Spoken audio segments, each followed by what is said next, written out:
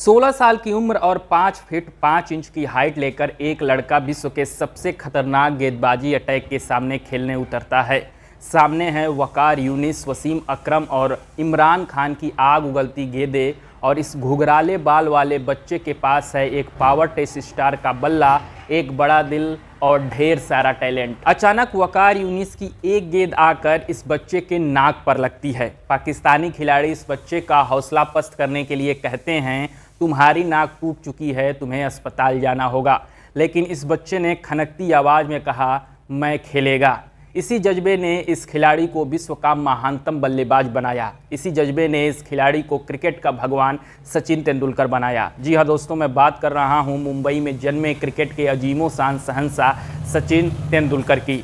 सचिन तेंदुलकर ने इस मैच में टूटे हुए नाक के साथ 57 रन बनाए थे और इसी साल पाकिस्तान के खिलाफ उस समय विश्व के सबसे खतरनाक स्पिनर अब्दुल कादिर के एक ही ओवर में 4 छक्के जमाए थे। कैरियर आगे बढ़ा, सचिन का क्लास भी आगे बढ़ा और साल 2013 में सचिन ने 100 शतक बना डाले, जो विश्व क्रिकेट में बाकी किसी बल्लेबाज ने नहीं बनाए हैं। सचिन के पीक पर बल्लेबाजी से संबंधित हर रिकॉर्ड सचिन के नाम था। उसे तोड़ना छोड़िए, उसके बारे में सोचने में भी बल्लेबाजों को डर लगता था। कईयों ने तो यह भविष्यवाणी भी कर दी थी कि सचिन का रिकॉर्ड तोड़ना अब असंभव है, लेकिन भविष्य के गर्भ में क्या छिपा है किसी को नहीं पता। सचिन के डेब्यू के 17 साल बाद हमें एक सचिन के दर्जे का ही बल्लेबाज मिला। साल था 2006 का, जगह था फिरोज शाह कोटला स्टेडियम दिल्ली और कर्नाटक के बीच रणजी ट्रॉफी का मैच चल रहा था। मैच के तीसरे दिन दिल्ली पिछड़ रही थी। फॉलोऑन बचाने के लिए दिल्ली के किसी बल्लेबाज को बड़ी पारी खेलनी थी। टॉप ऑर्डर का एक बल्लेबाज तीसरे दिन 40 रन पर नाबाद था। दिल्ली के टीम मैनेजमेंट को उम्मीद थी कि यही खिलाड़ी बड़ा पारी खेलेगा, लेकिन अचानक रात के 2 बजे पता चलता है कि इस खिलाड़ी के पिता का देहांत हो गया है। यह खिलाड़ी घर जाता है, अपने रिश्तेदारों और परिवार वालों से मिलता है, दोबारा ग्राउंड वापस लौटता है, दिल्ली के लिए नाबाद 90 रनों की पारी खेलता है और दिल्ली को फॉलोऑन से बचाता है। वापस घर जाकर अपने पिता का अंतिम संस्कार करता है और यह खिलाड़ी है विराट कोहली। विराट कोहली ने इसी जज्बे और लगन के साथ विश्व कप 2023 में सचिन के सबसे ज़्यादा शतकों वाले रिकॉर्ड को तोड़ दिया है। सचिन ने जहां 451 पारियों में 49 शतक लगाया था, वहीं विराट कोहली ने सिर्फ 279 पारियों में 50 शतक ठोक दिया है। यानी विराट ने सचिन से 172 पारी कम लिया है इस रिकॉर्ड को तोड़ने के लिए। जैसे ही विराट ने सचिन का यह रिकॉर्ड तोड़ा, वैसे ही सोशल मीडिया पर और क्रिकेटिंग गलियारे में यह हल्ला होने लगा कि विराट सचिन से ज़्यादा बेहतर क्रिकेटर है। सचिन के जो फैन हैं वो विराट को बुरा बोल रहे हैं, जो विराट के फैंस हैं वो सचिन को बुरा बोल रहे हैं। इसीलिए मैं इस वीडियो में एक तार्किक डिस्कशन करने वाला हूँ विराट बनाम सचिन वाले डिबेट में। सचिन के फैंस के जो तर्क हैं और विराट के फैंस के जो जवाब हैं, उन दोनों को एक दूसरे के सामने रखकर मैं आपसे पूछना चाहूँगा कि किसके तर्क ज़्यादा मजबूत हैं। हम बात करेंगे कि पावर प्ले, 2 नई गेंदें, हेलमेट और बल्ले की क्वालिटी के बदलाव से कैसे सचिन और विराट के पारी को ये चीज़ें इफ़ेक्ट की हैं। तो आइए इस वीडियो में जानने की कोशिश करते हैं कि विराट बड़ा या सचिन। पहला पॉइंट है पावर प्ले की वजह से बदला दौर। 5 जनवरी 1971 से पहले क्रिकेट में सिर्फ टेस्ट फॉर्मेट का क्रिकेट होता था। 5 जनवरी 1971 को ही पहली बार वनडे क्रिकेट खेला गया। वनडे क्रिकेट इसलिए लाया गया क्योंकि टेस्ट क्रिकेट बहुत ही नीरस हो चला था। 5 दिन मैच चलता था और कोई रिजल्ट भी नहीं निकलता था, इसलिए दर्शक कहीं ना कहीं टेस्ट क्रिकेट को छोड़कर जाने लगे थे, दर्शक आकर्षित नहीं हो रहे थे। वनडे क्रिकेट इसलिए लाया गया ताकि ज़्यादा से ज़्यादा संख्या में लोग आकर क्रिकेट को देखें, बोर्ड को भी पैसा मिले और क्रिकेटर्स को भी पैसा मिले। लेकिन साल 1990 आते आते एक बार फिर से टेस्ट क्रिकेट का भी चार्म कम हो गया। दर्शक एक बार फिर से इस गेम को बोरिंग बताने लगे। इसलिए साल 1996 में आईसीसी ने पहली बार पावर प्ले का कॉन्सेप्ट लाया। पावर प्ले यानी फील्ड रिस्ट्रिक्शन। तो 1996 में यह नियम लाया गया कि पारी के पहले 15 ओवर सिर्फ 2 ही फील्डर 30 गज के घेरे के बाहर रहेंगे। इससे भारत के वीरेंद्र सहवाग, श्रीलंका के सनत जयसूर्या और पाकिस्तान के सईद अनवर ने इन लोगों ने खूब फायदा उठाया पावर प्ले का और इससे गेम तेज हो गई। दर्शक एक बार फिर से आकर्षित हुए, लेकिन साल 2005 तक एक बार फिर से इसे बोरिंग गेम करार दिया गया और एक और बदलाव हुआ। अब पावर प्ले को 20 ओवर का कर दिया गया और इसे 3 भागों में बांट दिया गया। पहला भाग 1 से 10 ओवर जो पावर प्ले था उसमें सिर्फ 2 ही फील्डर 30 गज के घेरे के बाहर खड़े हो सकते थे।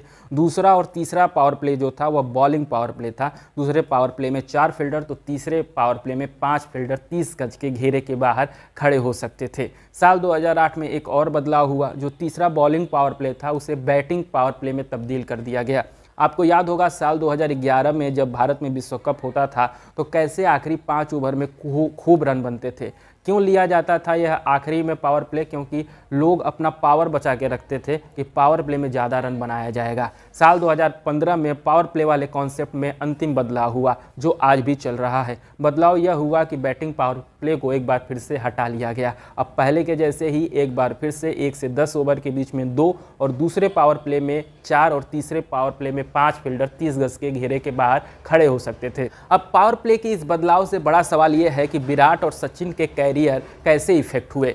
तो सचिन का डेब्यू वनडे क्रिकेट में 1989 में होता है, यानी वह अपने कैरियर के पहले 7 साल तो पावर प्ले उनको पता ही नहीं था क्या हुआ। इसका मतलब उनको पहले 7 साल पावर प्ले का फ़ायदा नहीं मिला।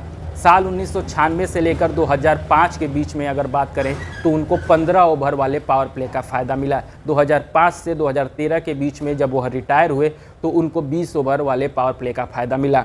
वहीं विराट कोहली का डेब्यू 2008 में होता है, यानी विराट कोहली अपने डेब्यू से ही 20 ओवर वाले पावर प्ले का फ़ायदा उठा रहे हैं। सचिन तेंदुलकर के फैंस यह मानते हैं कि यही कारण है कि विराट कोहली 50 शतक इतनी जल्दी लगा पाए हैं। इसके जवाब में विराट कोहली के फैंस ये कहते हैं कि सचिन तेंदुलकर अपने कैरियर के पहले 5 साल तो सलामी बल्लेबाज के रूप में खेले ही नहीं। इसका मतलब अगर उस समय पावर प्ले होता भी तो सचिन को फ़ायदा नहीं मिलता, क्योंकि वह चौथे या 5वें नंबर पे बल्लेबाजी कर रहे थे। इसी में विराट के फैंस एक बात और जोड़ते हैं कि सचिन जो हैं 1996 के बाद लगातार सलामी बल्लेबाज के रूप में खेल रहे थे, यानी उनको ज़्यादा गेंदें मिल रही थी खेलने के लिए। लेकिन विराट अपने कैरियर में पूरे तीसरे या चौथे नंबर पर बल्लेबाजी करते हैं और इसलिए उनको कम गेंदें मिलती हैं। तो कम गेंदें पाकर भी विराट सचिन के रिकॉर्ड को इतनी जल्दी तोड़ दे रहे हैं, इसका मतलब विराट ज़्यादा बड़े बल्लेबाज हैं।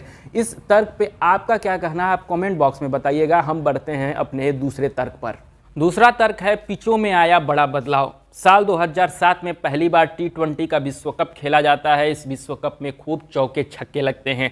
इसी विश्व कप में युवराज सिंह 6 गेंद पर 6 छक्के लगाते हैं और वह बड़ा रिकॉर्ड बनता है। इस T20 विश्व कप की वजह से दर्शक एक बार फिर से बड़ी संख्या में क्रिकेट देखने आने लगते हैं। क्रिकेट का रोमांच एक बार फिर से बढ़ने लगता है।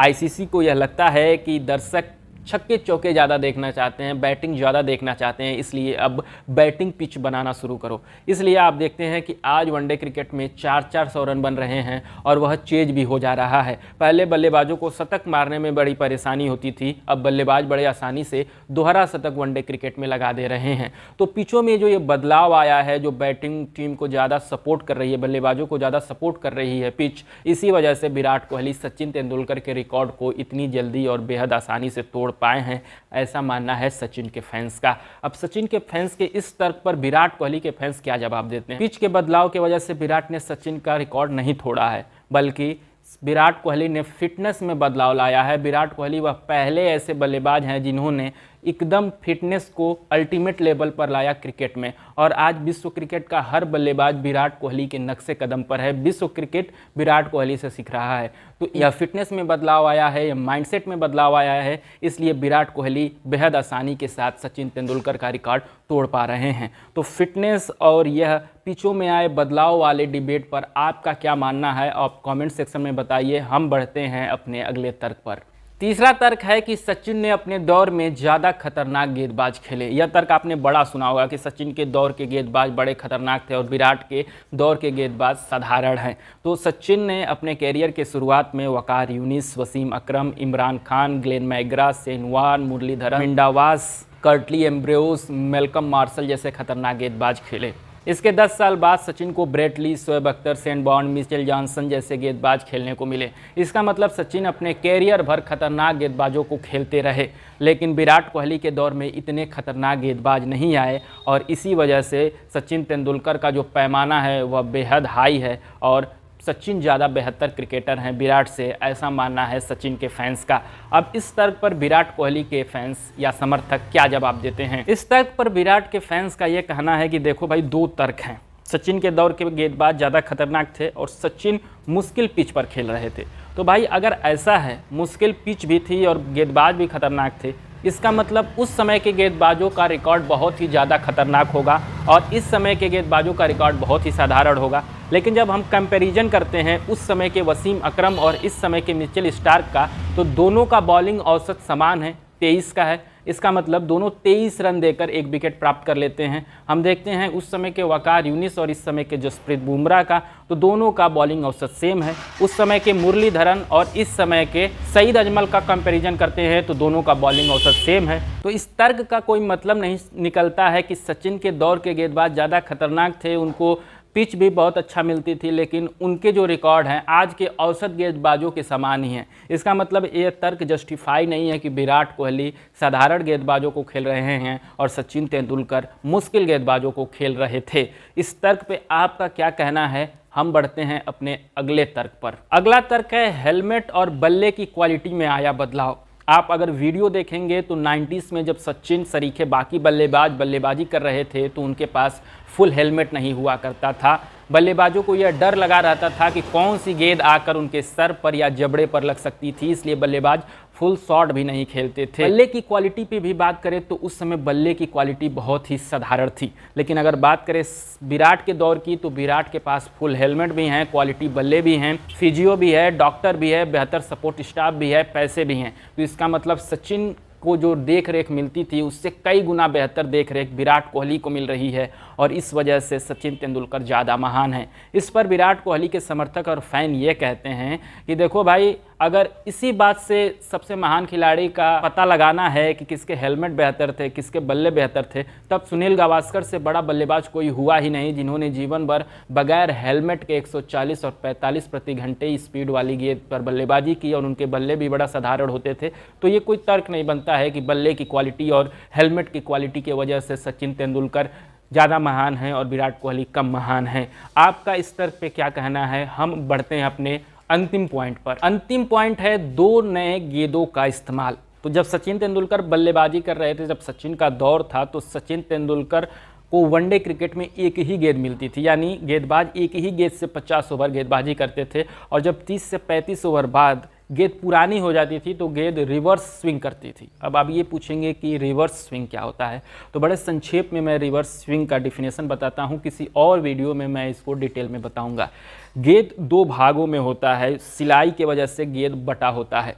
तो जब आपने देखा होगा कि गेम के शुरू में जो फील्डर होते हैं वो गेंद को अपने कपड़े से रगड़ते हैं। क्यों रगड़ते हैं? मज़ा करने के लिए नहीं, वह इसलिए रगड़ते हैं ताकि गेंद का एक हिस्सा शाइनी हो जाए और दूसरा हिस्सा खुरदुरा हो जाए। इससे जब गेंदबाज गेंदबाजी करेगा तो एक साइड ज़्यादा प्रेशर लगेगा और दूसरे साइड कम प्रेशर लगेगा। इससे गेंदबाज जिस तरफ स्विंग कराएगा उसके उल्टा दिशा में स्विंग होगी। इसीलिए इसका मतलब रिवर्स स्विंग है कि इन स्विंग कराएं तो गेंद आउट स्विंग होगी, अगर आउट स्विंग कराएं तो गेंद इन स्विंग होगी। इससे बल्लेबाजों को बड़ा भ्रम रहेगा कि गेंद किधर घूमने वाली है और गेंदबाजों को फ़ायदा मिलेगा। साल 2011 अक्टूबर में आईसीसी ने एक फैसला लिया कि अब दोनों तरफ से नई गेंदें आएंगी, यानी एक गेंदबाज अगर जसप्रीत बुमराह पहला ओवर फेंक रहे हैं उनको भी एक नई गेंद मिलेगी और अगर मोहम्मद सिराज गेंदबाजी कर रहे हैं तो उनको भी नई गेंद मिलेगी। यानी एक एक छोर से 25-25 ओवर फेंका जाएगा नए नए गेंदों से। तो इससे क्या होगा, गेंद पुरानी होगी ही नहीं और रिवर्स स्विंग मिलेगा नहीं। इससे गेंदबाजों को कम मदद मिलेगी और बल्लेबाज बड़े आसानी से छक्के चौके लगाएंगे।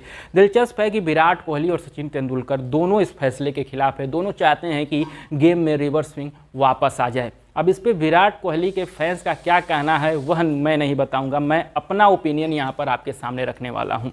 किसी भी दो बल्लेबाजों को कैसे कंपेयर करें? अगर एक दौर के हैं तो बड़ा आसान है, दोनों के स्टैट्स सामने रख लें। लेकिन अगर अलग अलग दौर के हैं तो कैसे कंपैरिजन करें? आप ऐसे कंपेयर कीजिए कि उस दौर में वह खिलाड़ी बाकी बल्लेबाजों से कितना आगे था।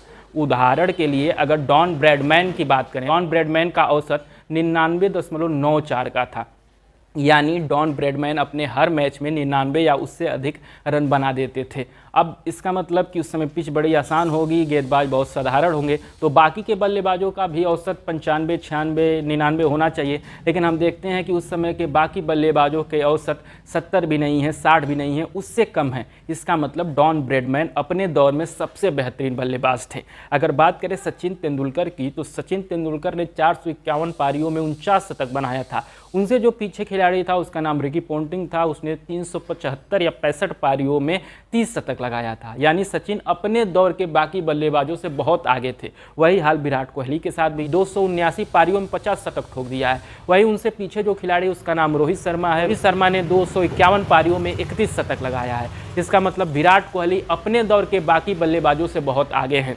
अगर रोहित शर्मा भी भारत के लिए खेल रहा है और भारत को मैच जिता रहा है, विराट कोहली भी भारत के लिए खेल रहा है, भारत को मैच जिता रहा है, ऐसा ही सचिन ने किया था, तो आपस में कंपेयर करके किसी को बड़ा बना के किसी को छोटा बनाकर क्यों देखना। अलग अलग दौर था, अलग अलग दौर में दोनों ने बेहतरीन क्रिकेट खेला। अब अगर आप नेहरू के भारत और मोदी के भारत का कंपेरिजन करना शुरू कर दें, मोदी को सब बना बनाया बेहतर मिल गया, उन्होंने थोड़ा सा प्रोग्रेस कर दिया, नेहरू ने दूसरी तरफ चीज़ों को बनाया और फिर प्रोग्रेस कर दिया, और फिर आप बोलेंगे कि मोदी ने तो ज़्यादा प्रोग्रेस किया तो मोदी को बेहतर मानो। लेकिन नहीं, आपको समझना होगा कि नेहरू के दौर का भारत कोई और था, सचिन के दौर का क्रिकेट कोई और था, विराट के दौर का क्रिकेट कोई और है और मोदी के दौर का भारत कोई और है। इसलिए इस कंपैरिजन में न पड़िए। दोनों बल्लेबाज जो हैं वो भारत के हैं, इस पर गर्व कीजिए और क्रिकेट को फॉलो कीजिए। अगर आपको ये वीडियो इन्फॉर्मेटिव लगा हो, अच्छा लगा हो और क्रिकेट से रिलेटेड और वीडियो देखना चाहते हैं तो इस वीडियो को ज़्यादा से ज़्यादा लाइक कीजिए और अपने दोस्तों तक भेजिए। बहुत बहुत धन्यवाद।